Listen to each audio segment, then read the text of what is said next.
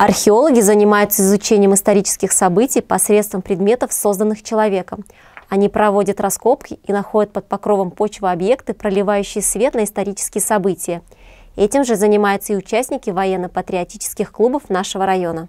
Немецкие каски, советские, лопаты немецкие, советские также. Солдатские каски, предметы быта, детали оружия и боеприпасов – все это участники военно-патриотического движения нашего района раскопали своими руками во время экспедиции в Ленинградской области на местах сражений в годы Великой Отечественной войны.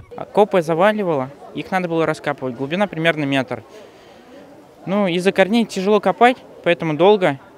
Но в основном все лежит наверху. 4 бойцов подняли. Находили без жетонов, поэтому приходилось отвозить там главный лагерь. И там уже их оформляли, и под общее захоронение. Огромные ямы остаются после взрывов. Ты понимаешь, останки людей разрывают. Кости разбросаны, ты понимаешь, насколько это все опасно было. Многих детей манит мечта стать археологом.